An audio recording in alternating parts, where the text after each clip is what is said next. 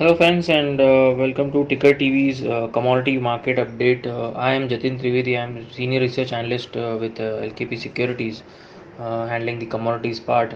So for this week, commodities are going to be very volatile. That is for sure.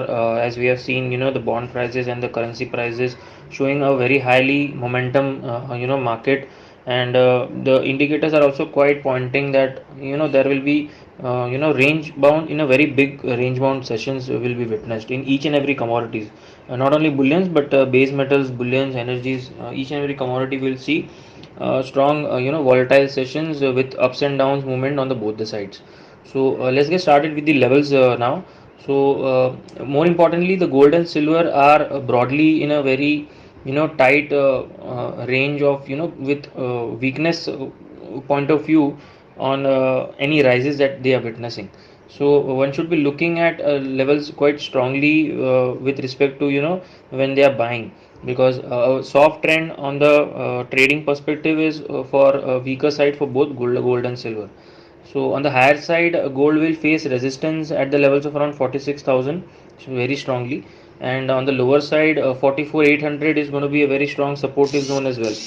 So it is better to take trade whenever there is a price fall towards 45,000 for buying side, and whenever there is a rise towards the levels of around 45, 600, 700 odd zones for selling side. Now speaking about silver prices. 67,000 is a very major support zones for silver prices. Till the time 67,000 is holding, one can try to price in this recent fall from the levels of around 72,000. But on the higher side again, 69,000 will act as a resistance point as well. So trade with very cautious, as the markets are quite volatile. Silver price range for this week seems to be between 71,000 and 67,000 on the lower side. If 67,000 is breached on the downside, we can expect the levels of around 65,000 as well. So one needs to be very cautious while trading in gold and silver both as of now. In fact, each and every commodities for this week. And now moving on to the base metal pack, all the base metals again are quite volatile, but major trend is positive. Short term trade is a little bit volatile, range bound to volatile. I won't say negative range in the short term, but very volatile range bound market can be seen. But broadly, the uptrend is going to continue going ahead as well in the base metals. So the levels which are important in the base metals are for copper. It is around 695 to 692 as support zones, 702 to 705 resistance point. If all prices do cross 705, then we can expect 715, 720 again this week.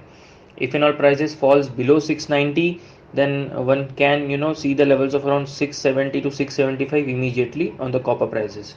Apart from copper, the other base metals which are very much in the trending part are the nickel prices. Till the time nickel is holding 1330, I think one bounce can be expected. If all prices do fall below 1325, then another round of selling can be witnessed, which will take the prices towards 1290, 1280 odd zones. But till the time it is holding 1330, one should be looking at higher levels towards 1375 to 1380 as well.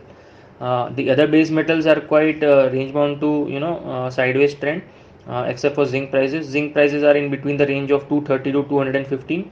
Lead and aluminium are sideways between 174 to 167 on the lower side. Both of them are trading at 170 right now. Now moving on to the last segment, which is the energy pack.